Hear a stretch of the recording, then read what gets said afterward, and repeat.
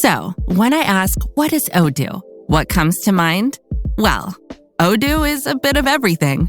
Odoo is a suite of business management software that some people say is like fertilizer because of the way it promotes growth. But some people also say Odoo is like a magic beanstalk because it grows with your company and is also magically affordable. But then again, you could look at Odoo in terms of how its individual software programs are a lot like building blocks. I mean, whatever your business needs, manufacturing, accounting, HR programs, you can build a custom software suite that's perfect for your company. So, what is Odoo? Well, I guess Odoo is a bit of everything. Odoo is a fertilizer, magic beanstalk building blocks for business. Yeah, that's it.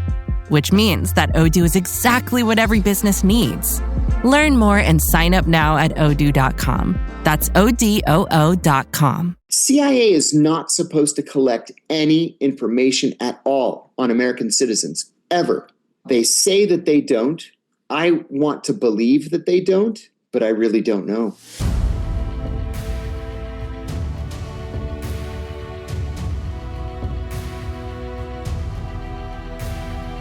Okay, thanks so much for joining me. For all you true crime fans out there, a new season of my podcast, Mystery and Murder Analysis by Dr. Phil, is out. We have been gone for a little while, but we are back bringing you some really cutting-edge stories. My goal is for every one of these stories to add something to your understanding about some of these monsters that walk among us. The heartbreaking case of Gabby Petito, whose life was tragically cut short by her boyfriend, Brian Laundrie. How could a pair living so-called perfect lives be hiding such dark secrets? Getting to know Gabby while diving into the psychology of unhealthy relationships. Were there red flags? Mystery and Murder Analysis by Dr. Phil. His promise of till death do us part seems pretty chilling. Available on Apple Podcast and YouTube. You guys all remember that story. You don't want to miss this. Now, last week here on the Dr. Phil podcast, I introduced you to CIA torture whistleblower John Kiriakou, a former CIA counterterrorism officer and senior investigator for the Senate Foreign Relations Committee. Now, John shared his incredible journey from his early recruitment by the CIA to his rise within the agency, where he navigated the ethical challenges posed by post-9/11 interrogation techniques.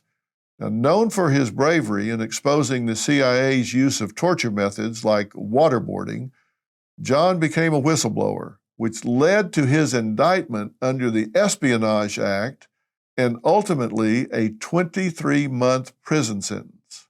But I said at the time, one episode simply wasn't enough to cover everything. John's experiences, perspectives, and advocacy left me, and I think all of you, wanting more. And we knew we had to have him back to dive deeper. So in this part 2 of our conversation, we'll uncover even more of the untold truths behind his story and the aftermath of his whistleblowing. So we're just going to jump right in. Was there anything when we finished talking that you felt like you wanted to say more about, particularly regarding the whistleblowing? Well, there's one aspect of it I think I'd like to talk about just for a moment. We have a whistleblower protection law in this country called the Federal Whistleblower Protection Act. But unfortunately, national security whistleblowers are exempt from its protections. And so if a person who works for, let's say, the CIA, the Pentagon, the FBI, DEA, one of the congressional oversight committees, the intelligence committees on Capitol Hill, if they want to make a revelation, there is no way to make a protected revelation. For example, we're told to go through our chains of command. But if your chain of command is what is violating the law, there's really nowhere to go but the media. And if you go to the media, of course, you risk a criminal charge, you risk bankruptcy, you risk your career, everything. This is something that I feel very strongly about that we need to correct up on Capitol Hill. There have to be protections implemented for national security whistleblowers. So you're saying there's no accountability, None. no way for anybody that's in those services to reach out for any kind of protection if you feel like things are happening within the service that are illegal, anti-American, anything at all that you feel like should have oversight, there's nowhere for you to go. There's nowhere for you to go. And I'll give you an example. Thomas Drake was a senior member of the Senior Intelligence Service at NSA, the National Security Administration, National Security Agency. And he found solid evidence of illegality. That is the interception of communications of American citizens without a warrant. So he went to the Inspector General. The Inspector General was not read into the compartment, and so said he just didn't know what Tom was talking about. He then went to the General Counsel. The General Counsel told him that this was above his pay grade and he should just stop. So then he went to the Pentagon Inspector General, because NSA, of course, is a component of the Pentagon. The Pentagon Inspector General told NSA, hey, you have a rogue employee who came here to complain about a program. Didn't get any satisfaction, of course, there. So he went to the House Permanent Select Committee on Intelligence and said, NSA is intercepting the communications of American citizens. They charged him with 9 felonies, including 7 counts of espionage, 2 counts of theft of government property, the property being the information that he had in his brain that he walked out of the building with. He was facing almost 100 years in prison. And then the night before he was to go to trial, they dismissed the charges. But that was only after he had lost his pension, lost his savings, lost his wife, who was also an NSA employee and decided to stay with NSA rather than to stay with Tom, lost his 5 children. He ended up working at an Apple store, at the Genius Bar of an Apple store in Bethesda, Maryland. That's what happens when you use the internal mechanisms that have been set up for whistleblowing. They just simply don't work. So when you started on your journey, where was the first place you went? I went to my boss and I said, this is wrong, wrong, wrong. And he said, listen, this is way over our pay grades. You need to keep your mouth shut.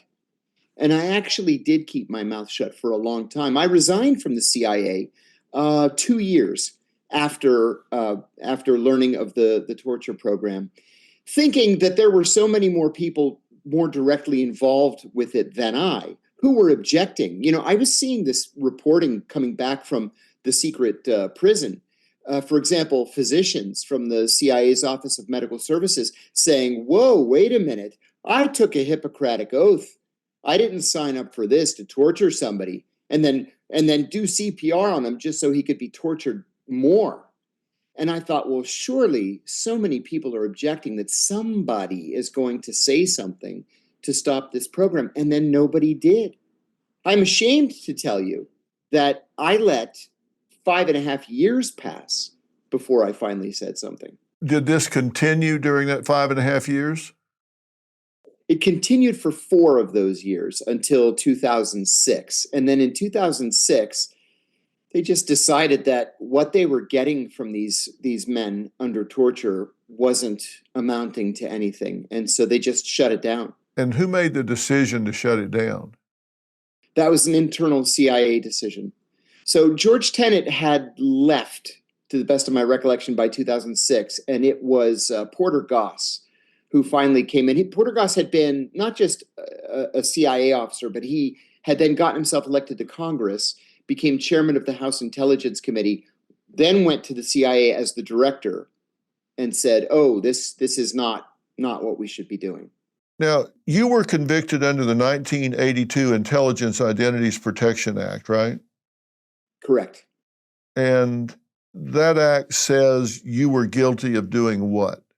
I confirmed the surname of a former CIA colleague to a journalist. You confirmed it, but the name was already given, correct? Yeah, the name was out there.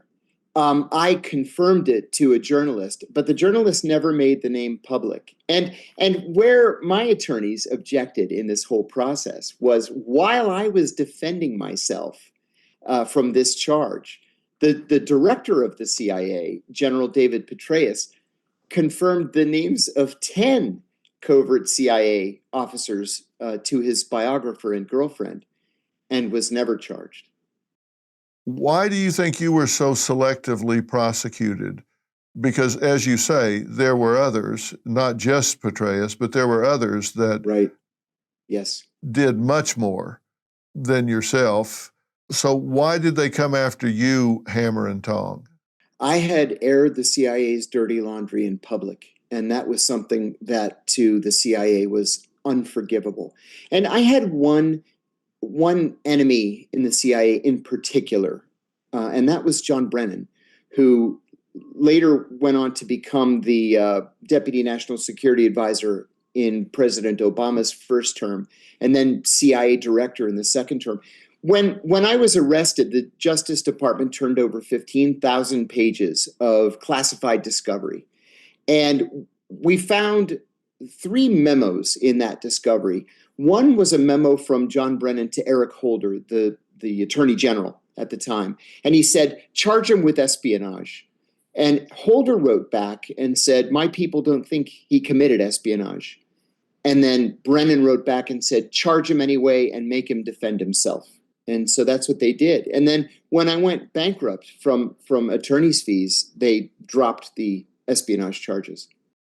When my sleep was off, it felt like I couldn't show up as my best self. That's why I'm so excited to share something that makes a real difference. Beam's Dream Powder. Beam is proudly founded in America and run by people who share our values, hard work and integrity, and delivering results. It's a science-backed, healthy nighttime blend packed with ingredients shown to improve sleep so you can wake up refreshed and ready to take on the day. Dream is made with a powerful blend of all natural ingredients: reishi, magnesium, L-theanine, apigenin, and melatonin. Beam has already improved over 17.5 million nights of sleep, helping people across the country wake up and feel their best. Here's the deal. Beam is giving my listeners the ultimate Patriot discount of 40% off. Try their best-selling Dream Powder and get up to 40% off for a limited time. Go to shopbeam.com/Dr. Phil and use code Dr. Phil at checkout. That's shopbeam.com/Dr. Phil and use code Dr. Phil for up to 40% off. Support an American company, invest in yourself, and start getting your best sleep tonight. Life is full of surprises, and emergencies often strike when we least expect them. But preparation is key, and that's where Jace Case comes in. With Jace Case, you'll have essential emergency prescription medications right at your fingertips, ready when you need them most. Whether it's an unexpected illness or a travel mishap, having the right meds on hand can turn a potential crisis into just a minor inconvenience. Don't let the unexpected catch you off guard. Jace Case gives you peace of mind so you can tackle life surprises with confidence. Be ready. Take charge today. Head over to jace.com. That's JASE.com. And when you check out, use the code PHIL, spelled PHIL, to get a discount on your order and to have the right meds on hand the moment you need them. Let's see if I've got this right. You were convicted under the 1982 Intelligence Identities Protection Act, right? That's right. Did you plead guilty or were you convicted? Oh, I pled guilty, most definitely. I asked my attorneys, I was going to plead not guilty. And when I say going to plead not guilty, I mean the Justice Department had made a best and final offer of 30 months. I do 23 months, or we go to trial. My wife and I stayed up all night long the night before, just going through whatever information we could about this Intelligence Identities Protection Act. And because nobody had ever challenged it at trial, there was no precedent. There were several articles in the Harvard Law Journal saying that it was unconstitutional. And so I decided to fight. So I emailed my attorneys at 6 o'clock in the morning, and I said, let's go to trial. We're going to fight. And one of them emailed me back and said, put on a pot of coffee, we're on the way over. So they came to the house at 7. The oldest of my attorneys, the most experienced, he had been an attorney in Washington for 52 years, was what the Washington Post called a legal titan, got right up in my face and said, you stupid SOB, take the deal. I said, well, wait a minute, you're the one who told me that we were going to fight and that I should go to trial. The second of the 4 attorneys that came that day, a true Southern gentleman, he said, listen, if you were my own brother, I would beg you to take this deal. And I said, but I don't believe that I've done anything wrong. And then the third one, the one who I liked and respected the most, said to me in a very perturbed fashion, you know what your problem is? Your problem is you think this is about justice, and it's not about justice. It's about mitigating damage. Take the deal. And so I said, all right, if I don't take the deal, what am I realistically looking at? And they said 12 to 18 years. And I said, all right, I have 5 kids at home. I'll take the deal. And that third attorney said, this could be a blip in your life, or it could be the defining event of your life. Make it the blip. And so I took the deal. Did you do the right thing? In retrospect, yes, I did. It's so much easier to fight these injustices from the comfort of your own home than from a prison cell. I wrote regularly when I was in prison. I didn't intend to. One of my attorneys said, when you feel comfortable, once you get to prison, send me a letter and I'll circulate it to these 600 people who had signed up for a mailing list just to see how I was doing. So I waited about 6 weeks, and when I finally got my sea legs, I wrote something that I very arrogantly called Letter from Loretto, because I wanted to model it on Martin Luther King's letter from Birmingham jail. So I called it Letter from Loretto, and I said 2 things. I said 2 strange things happened to me. Well, one wasn't strange. One was this, I talked about an abusive, just awful female prison guard. But the other thing I said is, one of the other prisoners was walking me around one day, and he introduced me to an Iraqi prisoner. And so I said, Salamu alaikum, may peace be upon you. And he responded, Wa alaikum assalam, and upon you peace. And he asked me, where did you learn to speak Arabic? And I said, I worked for the CIA. Now I speak Arabic. I love Arab culture and history and poetry, etc. And then we shook hands, and I said, Tasharaf bi mariftak. It was nice to meet you. And I walked away. But 2 days later, I get called into the lieutenant's office. And I was told, you never want to get called into the lieutenant's office because the likelihood is that you're going to be sent to solitary confinement because you've done something. So I hear my name being called to the lieutenant's office, and I go down there. They have a picture of this prisoner on a computer screen. And one of the officers said, do you know this man? And I said, I don't really know him. I just met him a couple of days ago. What did you say to him? I said, it's nice to meet you. And what did he say to you? He said, it's nice to meet you too. And then I shook his hand and I walked away. And they said, well, when you walked away, he made a call to Pakistan and he was told to kill you. I said, come on, I could kill this guy with my thumb. And they said, no, don't do that. Just stay away from him. I said, okay. So over the next couple of weeks, every time I'd see this guy in the hall, I'd sort of give him the evil eye and he'd look at me funny. But the more I thought about this, the more it didn't make sense. He was an Iraqi Kurd. Why would he call a number in Pakistan where they don't speak either Arabic or Kurdish? And why would they tell him to kill me? That doesn't make any sense. So I saw him in the yard and I went up to him and he got a little scared. And I said, no, I don't mean you any harm. I just want to ask you, after we met in your cell, did the police say anything about me? And he said, yes, they told me that after we met, you called a Washington number and they told you to kill me. And I said, oh, for heaven's sake. Well, they told me you called a Pakistani number and they told you to kill me. And we got a laugh about how ham-handed this was. But then I went to the law library and looked this up. And this was actually Class D felony. it was conspiracy to promote violence in a federal facility. And so I wrote about this saying, I've been here, I was there 4 days and already they're trying to get me to kill a guy or to get a guy to kill me for sport, apparently.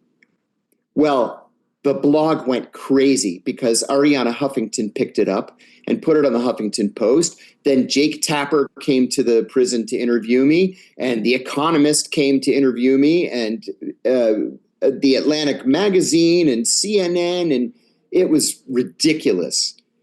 And that was how I sort of staked my position in prison, where I have access to the media, I have a soapbox, and I'm going to make the best of it by talking about prison conditions, medical facilities in prison, and violence that's encouraged by the guards and the administration. I drove the warden crazy, but it was the right thing to do. I had great access to the media, and it ended up being my second book. Why did they not just stop you from talking to the media?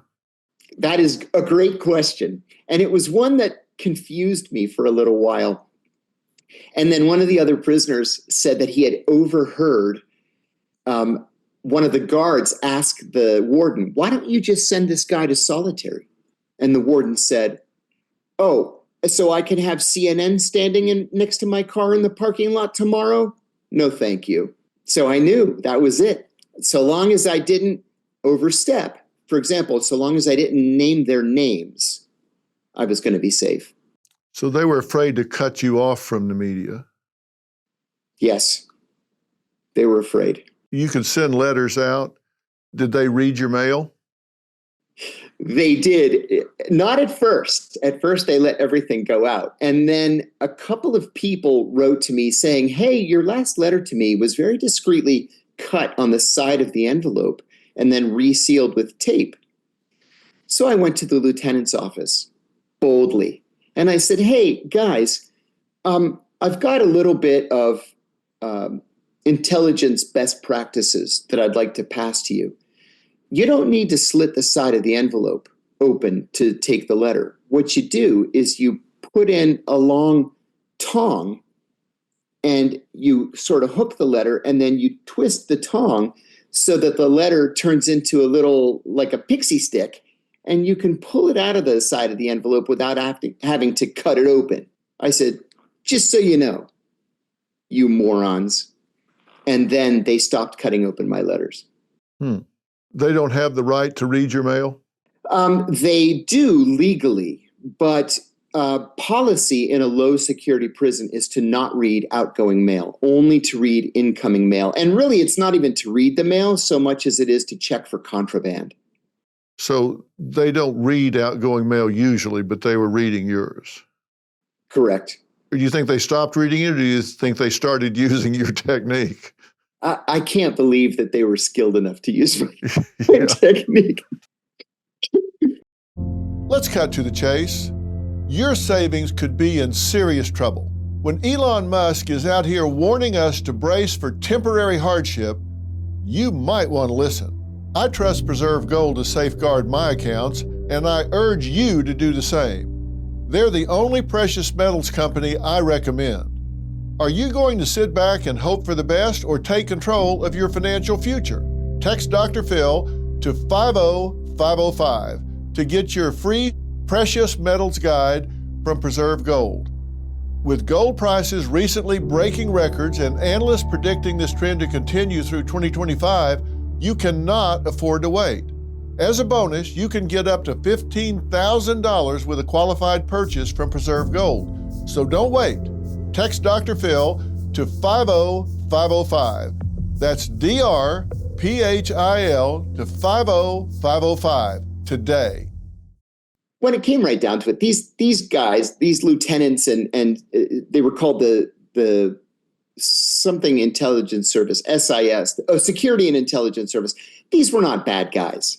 They were just in bad jobs.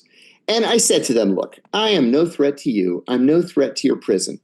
I want you to know that when I walked through those doors, I did not lose my constitutional right to freedom of speech. But you should really be spending your time on the gangbangers and the pedophiles and the drug dealers, because your prison's full of them. Don't waste your time on me. Were you harassed in prison? Only by guards, never, ever by prisoners, never. And that was for a couple of reasons. The guards just have an attitude. There was a wonderful book published by Dr. Peter Moskos. He's a professor of criminal justice at John Jay College. And the book is called In Defense of Flogging, which is tongue-in-cheek. He doesn't really defend flogging. But he said that the Bureau of Prisons is really little more than an employment agency for otherwise unemployable, undereducated rural white men. That's why prisons are in the boondocks, because prisons are the only industry in many parts of the country.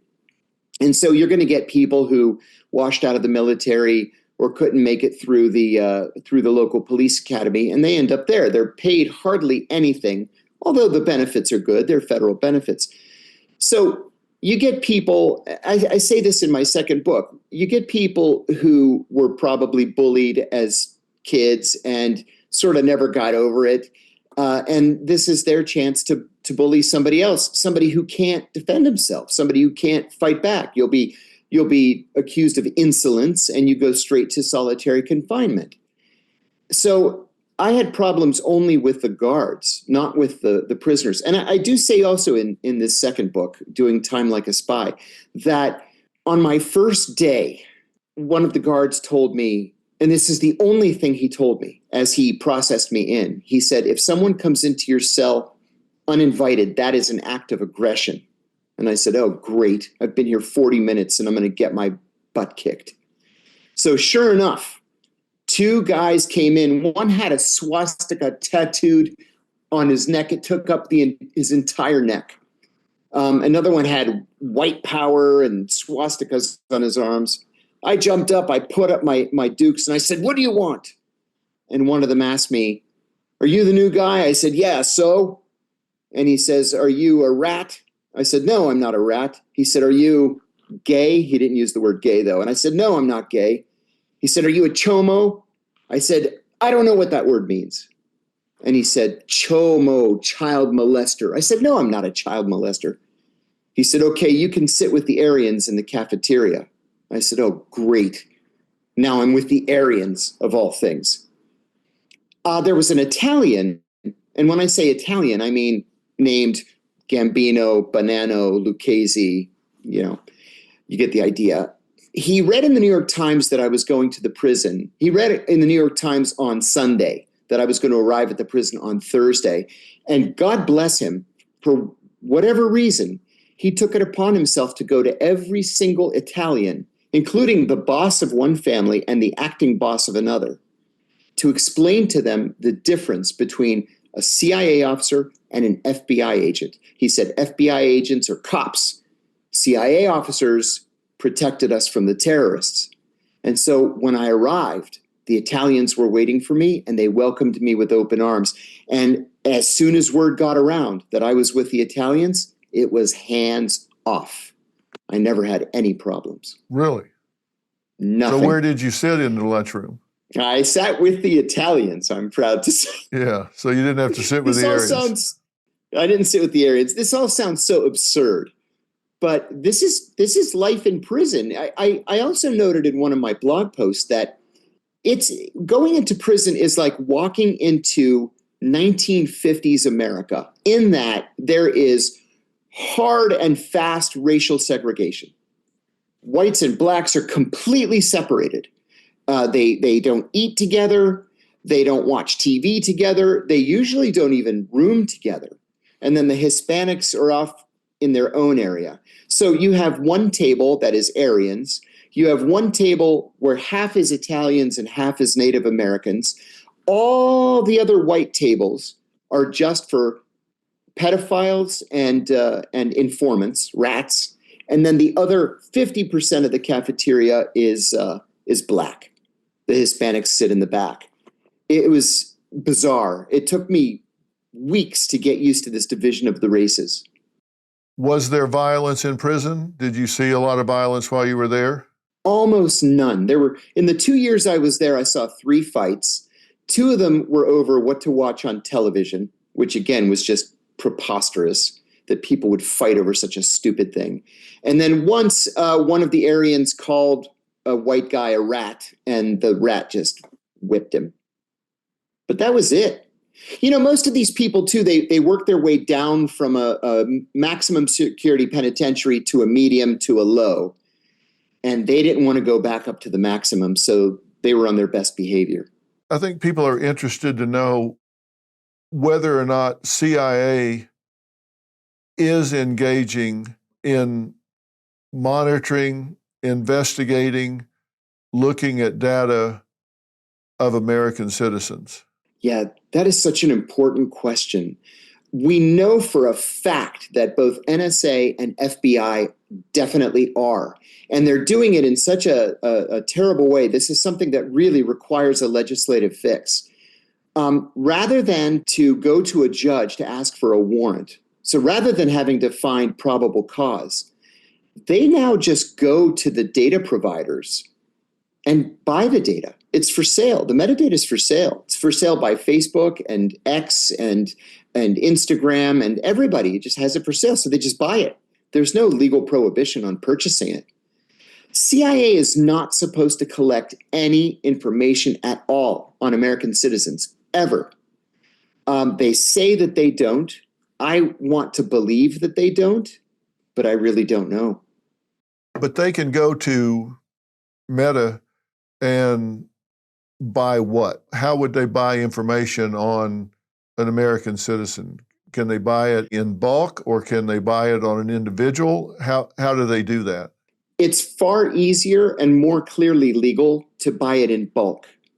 But then they can sort through it and pull out your data. When you open an account on Facebook, for example, or Instagram or LinkedIn or any of these social media platforms, as part of the terms and conditions, you agree that you're turning over ownership of the metadata to the company, and then they're free to do with it whatever they want. Now, they most normally sell it to companies so that they can target advertising to you, so that they can give you in your feed advertisements they think that you would react positively to.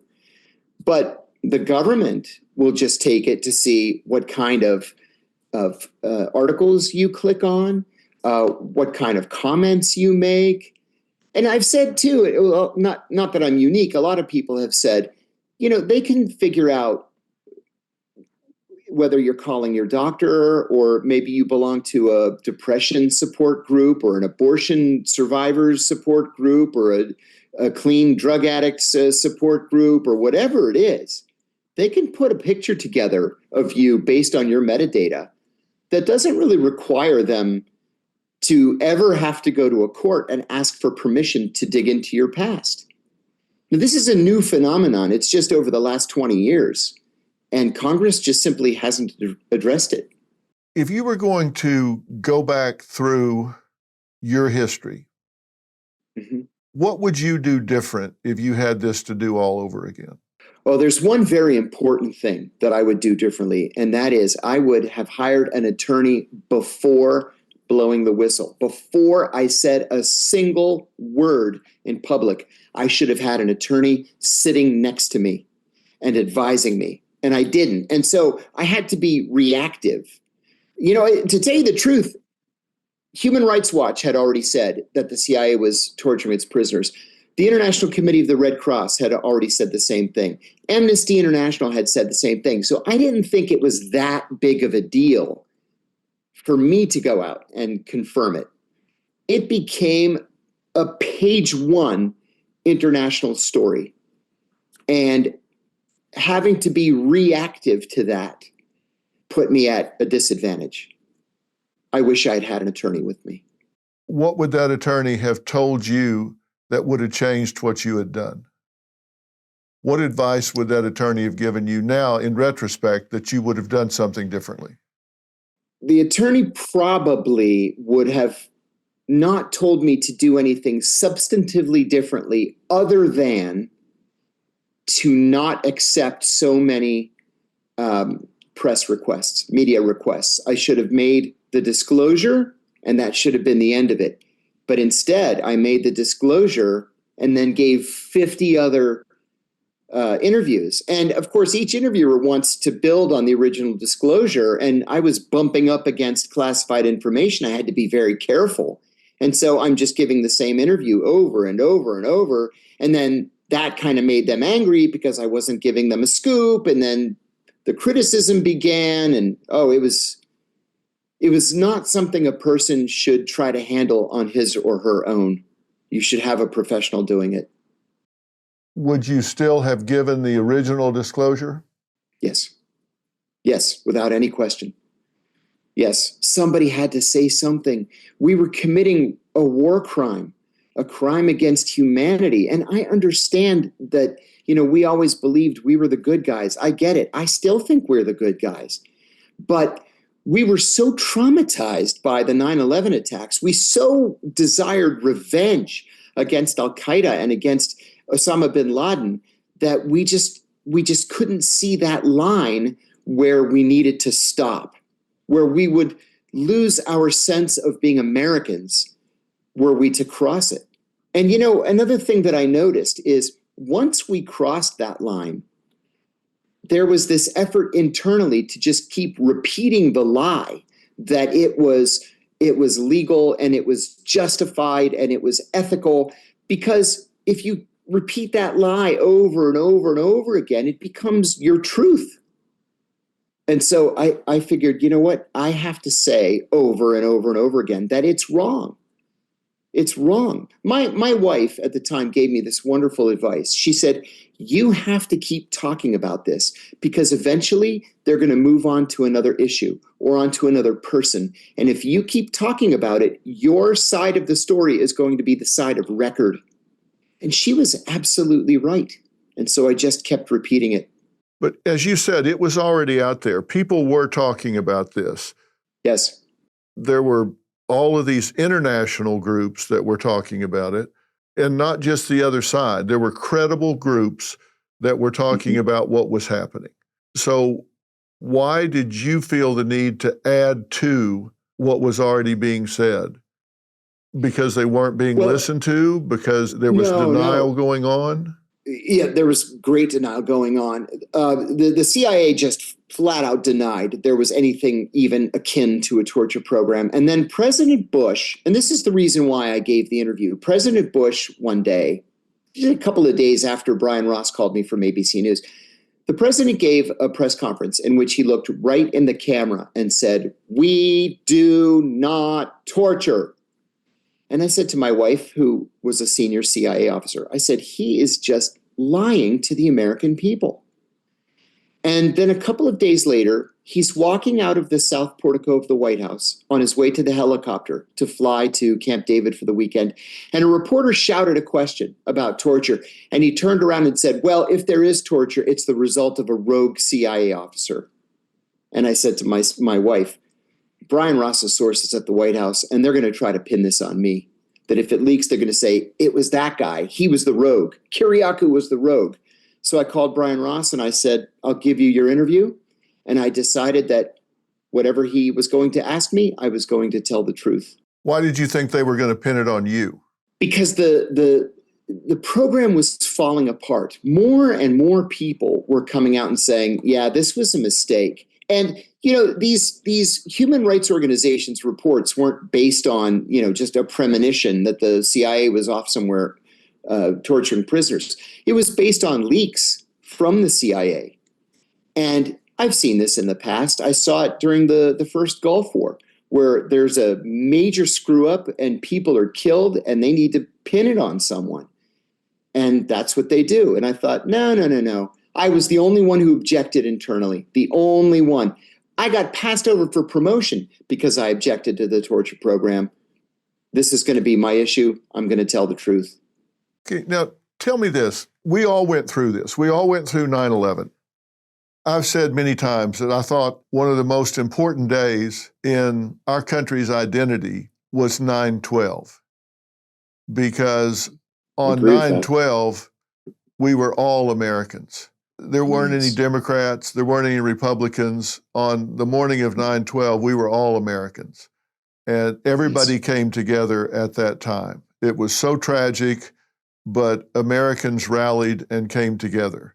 Obviously, they want answers from these people. Who did this and what's going to happen next? What's the next thing that's going to go down?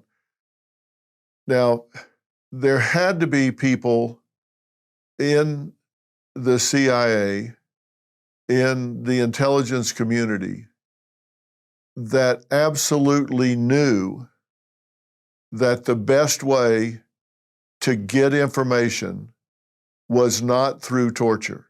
This isn't a revelation that has come about after 9/11. I mean, this has been known for a long, long time. This is not a new revelation, correct? You're absolutely right. We've known for generations that torture doesn't work. And when you were trained in CIA about how to do intelligence gathering, the protocols that you were trained in, didn't they say and acknowledge that the way to get information was not through torture? Oh, I'm so glad you brought that up. The answer is resounding yes. That is what they trained us, or how they trained us. I remember being in the operational training where we're doing what's called the asset acquisition cycle: spot, assess, develop, recruit. You spot somebody, whether it's at a diplomatic cocktail party or at a riot or wherever. You assess his access to information that you want. You develop him by establishing a friendship or a rapport, and then you recruit him to be a source, an agent for the CIA. Well, I remember asking specifically about the use of threats. Do we threaten anybody? You're going to work for me, or I'm going to, pull your teeth out. And they said, absolutely never. First of all, it's not ethical to do something like that. Secondly, it never works. And you run the risk of him coming to the next meeting with a gun so he can kill you for threatening him. So no, that never, ever works. You do it by establishing a bona fide friendship. And I will add, too, that if there's one thing that the FBI is exceptionally good at, it is establishing that kind of a relationship with a source. Ali Soufan was the FBI agent who interrogated Abu Zubaydah at the secret site. He did such an unbelievably great job that Abu Zubaydah, having been given nothing more than a piece of fruit, a cup of tea, a cigarette, and a piece of paper and a pen to write to his mother, just opened up and gave Ali everything that he asked for. Abu Zubaydah gave us several things. He gave us the Al-Qaeda wiring diagram, which we actually had never known. We knew that Osama bin Laden was at the top, Ayman al-Zawahiri was the number 2, and then we didn't have any idea below that how the organization was configured. Abu Zubaydah laid it out for us.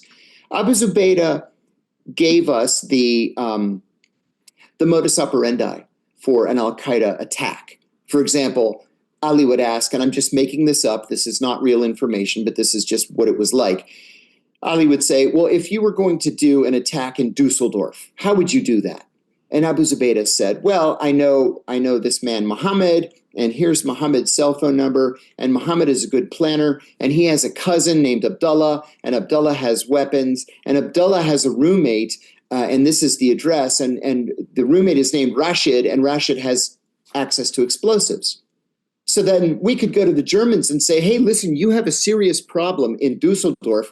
Here's the information. And they could go and neutralize that Al-Qaeda cell. That was thanks to Abu Zubaydah. And it was thanks to Ali Soufan, who was able to extract the information from Abu Zubaydah using a very gentle touch. Another thing that Abu Zubaydah told us was the name of a brutal terrorist known to us only by the nom de guerre Mukhtar. We knew that Mukhtar was a very, very bad man, and we knew that this Mukhtar had planned something called the Bojinka operation. The Bojinka operation was a plan in Manila, Philippines, to hijack 14 747s at the same time and to fly them into buildings all up and down the west coast of the United States. It was foiled accidentally by a housekeeper who went into this apartment being used as an Al-Qaeda safe house, recognized what she was looking at as a potential terrorist attack. She called the Filipino police. They called the Filipino intelligence service. They called the CIA, and the thing was foiled. But we didn't know who Mukhtar was. And when Ali asked him, he laughed and he said, "You don't know who Mukhtar is? It's Khalid Sheikh Mohammed." We had never heard that name before. And Khalid Sheikh Mohammed turned out to be the bona fide number 3 in al-Qaeda and the head of al-Qaeda operations. Once we had the name, we could target him, and 1 year later, we captured him in Rawalpindi, Pakistan. And that operation was called what? Bojinka, Bojinka. Mm-hmm. And when was that supposed to happen? 1996, I believe it was. Wow.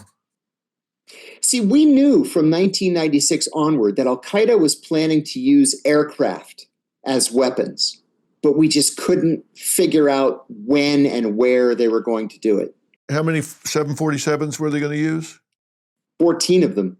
And how were they going to get them? Apparently, the plan was to have 14 separate teams of hijackers. Now, it was bad enough on 9/11 that they had 4. Can you imagine 14 crashing into buildings in downtown Los Angeles and San Francisco and San Jose, all the way up to Seattle? A disaster of historic proportions. Unbelievable. Mm-hmm. And it was foiled because a housekeeper recognized something that didn't look right. Exactly. We got lucky. Yeah, unbelievable. But the question that I was getting to is, they trained you, they know, because it's knowable, that the best way and even the fastest way, even if you're urgent, it's like, we need this right now. They still know the fastest way to get the best information is not through torture, but through relationship building. That's exactly right. Why would they default to torture at that time? And the reason I'm saying this is because we know that when you torture, you almost every time get a piece of information, but Yes. It's not quality information. You do get something, but it's almost always not reliable. They will give you something to get you to stop in the moment, and then you go spin your wheels and check this, check that, check the other. The most dangerous lie is that with a kernel of truth, and they'll give you something that has nothing of substance, but it's enough to keep you chasing your tail. You waste time and go spend all this effort and energy and get nowhere.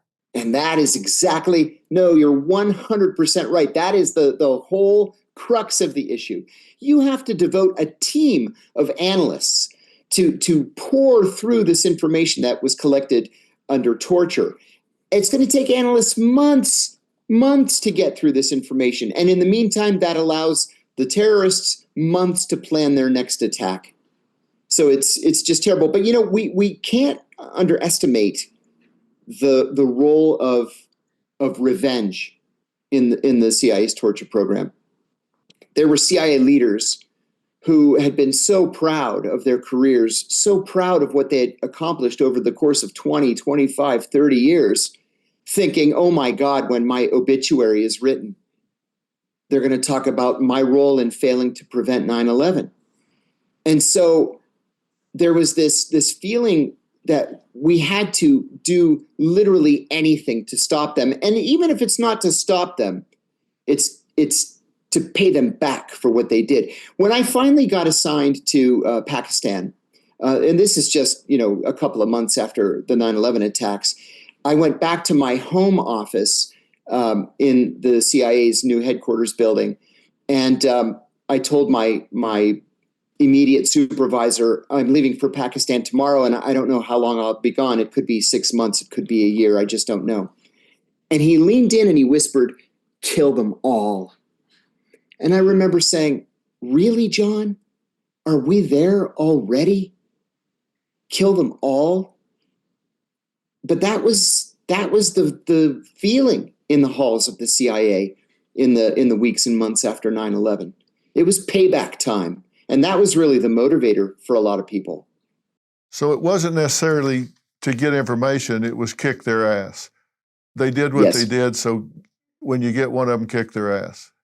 Cofer Black, who was the director of the CIA's Counterterrorism Center, famously told President Bush, and this was covered in practically every paper in the world, that when we got done with Osama bin Laden, his head would be on a stick and there would be flies on his eyeballs. And that was the goal for a lot of people. That didn't necessarily make us safer. I mean, that's the thing that I'm concerned about, is where was the goal to keep us safer? You're absolutely right, Dr. Phil. It didn't keep us safer.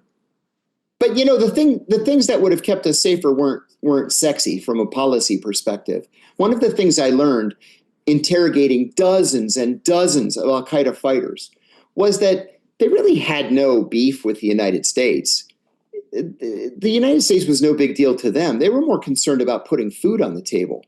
And so I always believed that if we had focused on things like education and economic development, where these people could, learn a trade, a skill of some sort, and have a job that would pay them a few $100s a month, where they could get married and build a little house and put food on the table, we wouldn't have many of these problems. Well, it may be that simple. What's next for you?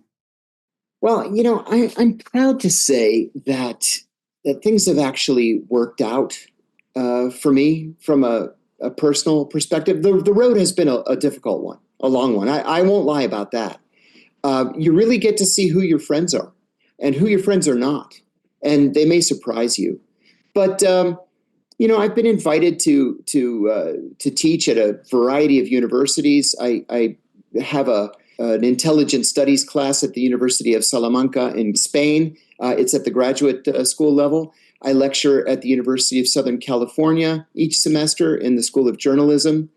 I've got 2 columns, one at Consortium News, one at the Covert Action magazine. I have 2 podcasts. One is Deep Focus with John Kiriakou. We look at these issues very deeply. The other is called Deprogram. And I've got a little internet-based TV show on Unified Television called CIA Declassified, where we take CIA documents that the agency declassifies. And usually these documents are 30, 40, 50 years old, but we use them to explain important international events like foreign military coups or assassinations of foreign leaders or the Berlin Wall or the Berlin airlift, things like that. It's a lot of fun. And, you have a little bit here, a little bit there, and you can put a decent living together. But with that said, what I'm happiest about, what I'm the most proud about, is that my children are proud of me. And someday I'm going to be a grandfather. I hope that for those generations of my family not yet born, they'll be able to look back on who I was and to be proud. That's really what my goal has been. Do you have friends still in the service that you're in contact with? I do. Actually, one told me recently something that was very funny. She said that that she was taking part in a security briefing, and my picture was on one of the slides of the briefing, and it was entitled "The Insider Threat." And she said everybody started booing, and the instructor said, "What? Why? Why are you booing?" And they said, "He's not an insider threat. He was a legitimate whistleblower. And in the end, he was the one who was right." And she said, They took you off the slide? That slide from the security briefing. Yeah. Well, I thank you for plugging back in with me and talking more about this. It's very insightful, and I hope we can stay in touch and continue this dialogue. Every time I go deeper, I get more and more questions and thoughts in my head, and I think you've been very educational for everybody that's listening to you. I wish you nothing but the best. I've talked to a number of people that have been in and are now out of the intelligence community since my first conversation with you, because I have a lot of friends in that arena. I haven't found one person that had a negative thing to say about you or the role that you've played in all of this. And thank you for the work that you're doing, Dr. Phil, because it's so easy to sweep these issues under the carpet. It's so easy to let them just sort of dissipate with time, So I appreciate very much that you're talking about these issues. In my mind, these issues are not 20 years old. No. They're current. We should be talking about them. Well, they are current. We have to stay on top of these sort of things, and we should be the most sophisticated country in the world about this stuff, and we should conduct ourselves accordingly.